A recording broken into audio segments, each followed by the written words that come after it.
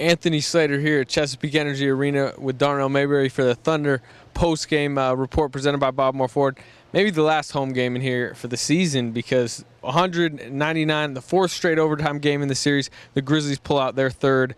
They're up 3-2. They have commanded the series going back to Memphis for a scary Game 6 for the Thunder. Yeah, a couple things going wrong for the Thunder right now. Tonight, obviously, it was a slow start. You get down early, 10-2. Then all of a sudden, the Grizzlies storm out of the second half or out of the halftime, and in the second half take a 20-point lead. Just a lot of things that went wrong early. But the things that are really standing out to me now is how the Thunder's not able to close late, and that's really been the story of this series. The Grizzlies really taking command in the final minute of games and finding ways to win these overtime games. There's so many developments, so many storylines, so many reasons, stuff that's happening in the series. But I think the biggest thing you got to look at is Kevin Durant. Kevin Durant struggles for the second straight year against the Grizzlies. He was bad again tonight. He was inefficient. This is his worst stretch of the season at the absolute worst time.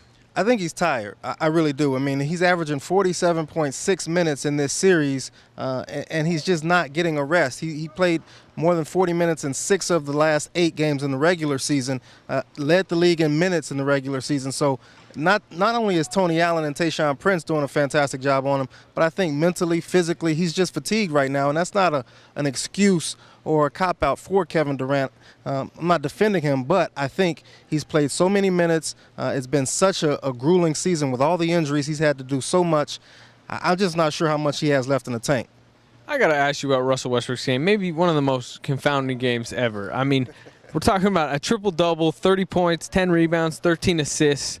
The only triple-double of these crazy playoffs so far, but he did it on 31 shots, 14 more than anyone on Memphis. He took another 7 threes and only made 1. He had some defensive gambles that killed him late in the games, but he also had a defensive gamble that saved him. I mean, crazy game from Russell Westbrook. How would you categorize it? He probably kept him in the game, but he might have also got him out of it. How would I categorize it? Typical.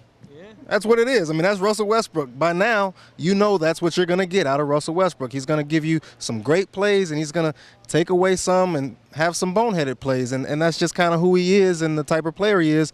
But you know, generally there's going to be a lot more good plays than bad plays, and I think we saw that tonight. But the one play that you didn't mention, the driving layup he had, could have tied the game with about 50 seconds left, shot it hard. Possession gets away from the Thunder. And they still have a chance to win the game, of course, but that was a costly miss. A lot of costly misses, a lot of costly just moments in this game for the Thunder. We mentioned 4 overtime games. They've lost 3 of them. They just haven't executed down the stretch as well as the Grizzlies, and that may cost them the season.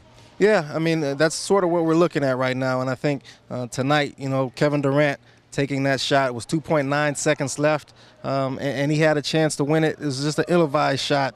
He didn't need to take it. Serge Ibaka, I mean, this guy's got the worst luck around the rim late in games. I mean, you go all the way back to 2010, didn't box out on Pau Gasol. Then the Houston series last year, he had a chance to win it on a tip-in. He missed it. Tonight he made it. It's just a half second too late. Yeah, and now, like I mentioned earlier, they go for a scary game in the Grindhouse on Thursday night at 7 p.m. to save their season. They've won there once. It took overtime. They won there a few years ago. It took triple overtime. It may take another overtime the way this series is going.